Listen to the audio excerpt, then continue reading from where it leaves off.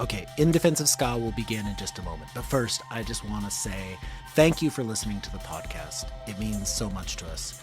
And if you enjoy the podcast, tell your friends about it. The best way to do that is to, follow us on Instagram and Twitter and share our posts and let people know when they say, hey, is there a podcast I should be listening to? Say yes, In Defense of Ska. Go on to wherever you get podcasts from and subscribe to the podcast, leave a 5-star review, let people know that you support In Defense of Ska, that you defend ska. Thanks.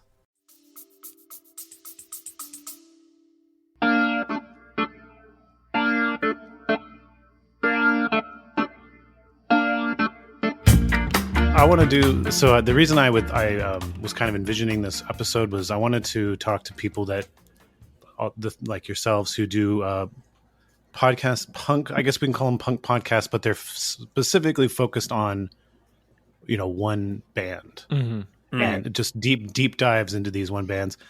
I find it fascinating. Like what we do here is we do a deep dive into ska. So I think there's similarities to it, but I also think there's differences to it because I think ska kind of gets viewed as extremely niche, but in actuality, and I think we kind of expose this on a regular basis, it's actually not very niche, or at least its tentacles are, vast reaching. Right. And, like all these people you wouldn't expect were fans or used to be in ska bands. And it's found its way into all these different areas of culture. But what you guys do is you take a single topic and you go as deep as you possibly can into this one topic. So I find it very fascinating, and I want to kind of learn more about that. So first, we should introduce our 3 guests one at a time. You can say who you are and what your podcast or podcasts are. Why don't we start with Greg? Hi, this is Greg. I am half of the team at Unscripted Moments, a podcast about Propagandhi, and we talk about all things Propagandhi, which has been an insanely enriching experience for me for the last couple of years. So I'm really glad to be here. Nice. David? I'm David Anthony. We finished the podcast. It was called As You Were, a podcast about Alkaline Trio. And I do another podcast with my buddy Dan every few weeks or once a month or whenever we're mad enough to do it. But yeah, Alkaline Trio was the podcast we did. Nice. And Cheska? Hi, I'm Cheska. I do the On the Impossible Pod Menzingers podcast. We started out by going through all 13 songs on the Impossible Past. And are hoping to do some more. I hate remote recording, so I've been looking to get back into the studio with some people and talk about the Menzingers a little bit more. But I really like getting in there and getting into the nitty gritty of the lyrics and the locality. And I don't I try to talk to normal people, since I think that's what a lot of Menzingers fans are, just kind of blue collar homies who like cheap beer. And yeah, that's about it. Cheska, how come you like doing it in person and not remotely? Anxiety. I don't know. I'm always convinced that if I don't do it in person and see everything in front of me, that that the conversation's going to be lost and I'll never be able to replicate. I don't know. It's merely an anxiety thing. I did the last episode we did was with Neil Hilborn, who I'm a huge fan of, who I found out was a fan of my podcast, and I was like, how is this a thing? But when he offered to come on, I did the remote recording thing and it worked out perfectly fine, but the whole time all I could think about was, I know I'm only recording my side of this. I know it. But it was fine. But it all worked out. Yeah, we've never done an in-person episode of this podcast. Right. And so what's funny is Adam and I were a guest on Steve Choi's podcast. Mm-hmm. I don't think it's aired yet, but he's like, I want to do this in person. And he lives in Santa Rosa. So that's, oh, wow. An hour and a half for Adam and I. And so we're like, all right, let's do it. And it was totally different experience. Very different. Yeah. What did you think, Adam, compared to the way we normally do podcasts? Oh, I hate driving at this point, and I hate doing anything outside of this format. Like, it's so nice to just be able to like be doing something and then 2 minutes later pop down to my studio and just hit record. Like, Yeah, I get that. The idea of doing things in person actually gives me anxiety, and makes me and I think that manifests in me being grumpy and kind of mean. And I get that. But it turned out fine. Like, Troy put up, like, had like such a nice vibe. His house is so chill that it was great. And all the mics were already set up and ready to go when we got there. Love it. Yeah, I mean, the whole reason I started doing the Menzingers podcast is because I set up a podcast studio in my recording studio, and I was like, I want to get some practice in so that, like, you know, I'm all the way, like, you know, I went to school for recording and audio, and like I know what I'm doing, but I wanted to get used to like my setup. So I was like, oh, 13 songs, I could do 13 episodes, that's fucking fine. And then I just kind of got really used to the vibe of just like having someone over and like recording a conversation for an hour and then talking about basically the same thing for like a lot more time. It was really fun. Yeah, I can see wanting, I mean, if you have everything all set up and ready to go, right, and you already have that knowledge, yeah, that would definitely be the more comfortable way to do it. Right. You know, I'm curious about David too. David, didn't you and Tim record a ton of the episodes for Alkaline Trio in person and then switch remote? Yeah, we did. I mean, we lived in the same city, so we did a bunch. And then kind of when COVID started, we started doing it remote. And then like Tim moved outside of the city, so we kind of finished it remote. And, you know, I think for me, I see the benefits to both, but I think our episodes were a lot more short form. You know, we were doing a song an episode. They were about 30 minutes a piece, some longer. And I think I found it actually better remote because what we would do, since, you know, just getting over to the other person's house, getting set up, chatting for a bit, you know, talking, doing an episode, 30-minute episode would take like 2 hours out of the day. Right. Whereas, so we started like kind of batching them where it's like, all right, we're going to do these 2 or 3 songs, do 2 or 3 episodes. But by the end of a third episode, we would be a little burned out. And I think it would get a little worse. Whereas for the format of talking about one song, I actually think that like kind of benefited us because we could do it week to week, just really focus in on one thing and be like, all right, we're doing it at 7. We got on at 7, you know, right. And, you know, maybe had, 10, 15 minutes of like catching up crosstalk, but then just kind of did it. And I think it made our episodes sharper. I do think interviews, one, I'm of two minds. I love doing interviews in person when I can, but I think, just the fact that more people have become comfortable with recording themselves at home on Zoom, on whatever, actually just really opens up your access to have other people on. And I think that is also kind of a nice part of it is, I think for me, the best interviews are always when you are able to kind of lean into whatever the subject's, comfortability is, how comfortable they are either in person or digital. Like, I think really for me, I try to always do what the guest is going to be most comfortable with, because I think that's going to give you the best interview. But for Tim and I, we just kind of did our thing and we're able to do it back and forth. And there's some mishaps here and there, quite famously, but it worked for us for the most part.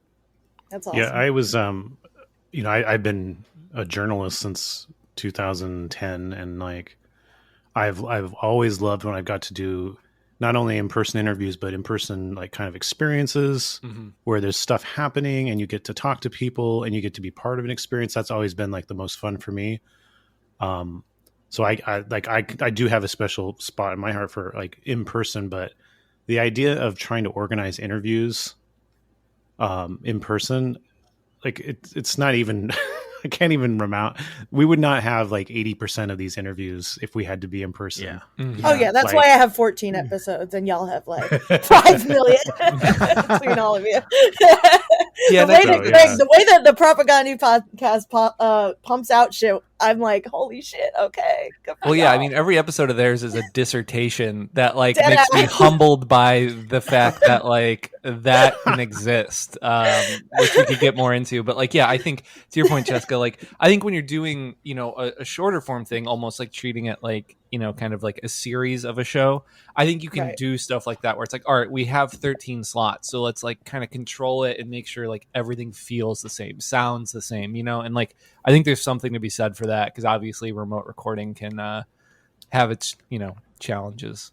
Yeah, I keep saying that if I don't end up making more episodes, at least I'll be like the Op Ivy of punk podcasts, where I just have one thing.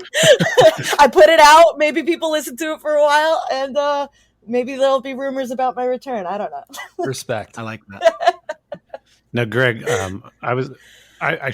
me, Cheska, and David have all been guests on your podcast. Yeah. When I was a guest on your podcast, you were very much like you really wanted to have the video on Zoom up, like that's your style. And our style obviously is the opposite. We deliberately don't have video. This is a real nitty gritty podcaster question, but I'm just curious of what people think. Adam and I, when we started doing this, like, I don't know, we fiddled around a little bit and we're just like, it's really awesome to not have to think about, it's really awesome to be remote and not have to think about what people are looking at you and thinking, or having to be aware of how you look on camera. And for me too, I'm just like looking down at my notes. I'm like fiddling with shit. Yeah. And I get to feel like I'm just lost in my voice, and I'm your voices are all kind of in ether, and we're all having this conversation, and my self-awareness kind of disappears in a weird way. Yeah. Tell me why you like to see people when you're on digitally remote. So I definitely have changed my perspective on that over time.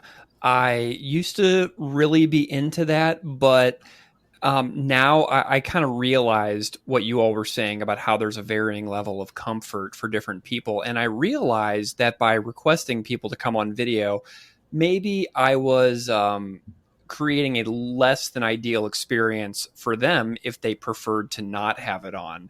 So, for example, like right now, I'm not on camera and I'm like kicked back and I'm looking out the window over my like backyard and stuff like that at the moment.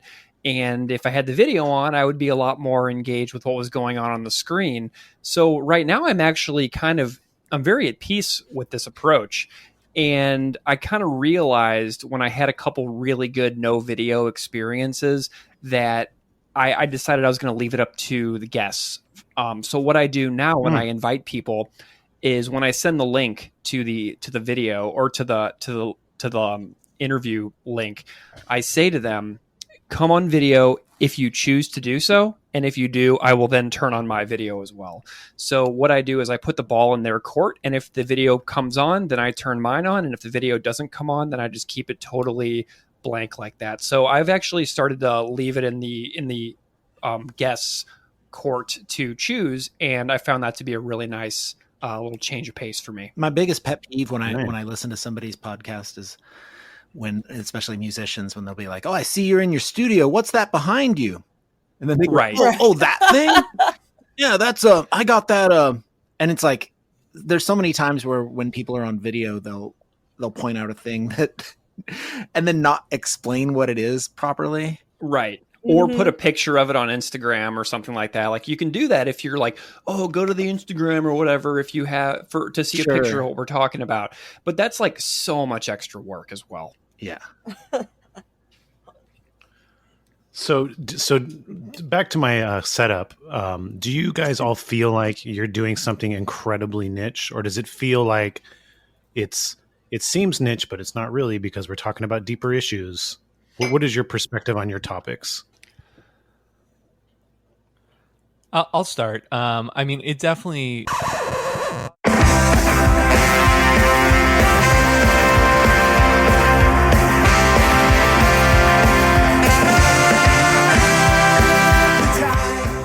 Thanks for tuning in for this exclusive peek behind the curtain.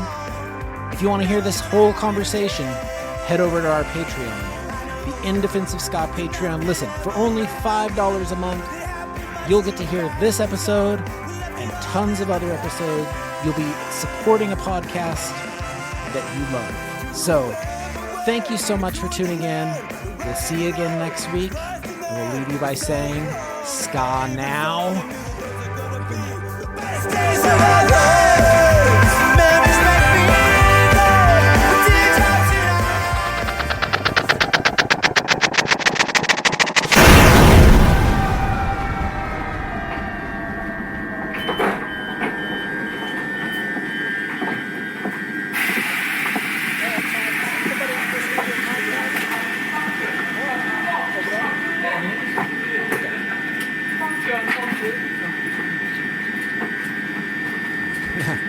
You're lucky I found it. Come on, come with me. Come this way. Just duck around that thing. It's okay. Stay close. Okay, you see that over there? That over there is the In Defense of Ska Patreon. So head over there and sign up for it, okay? I'm going to stay here. You keep going. I'll talk to you soon, okay?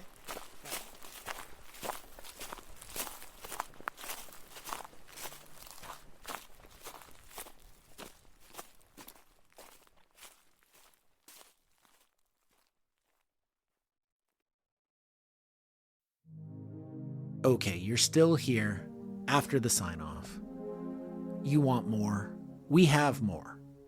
Over on our Patreon, we have so much bonus content. Listen, if you're looking for more In Defense of Ska, if you're looking for some behind-the-scenes moments, if you're looking for just Aaron and I talking to each other, for only $5 a month, you can get that. So why don't you head over to our Patreon and subscribe. We really appreciate it. Thanks.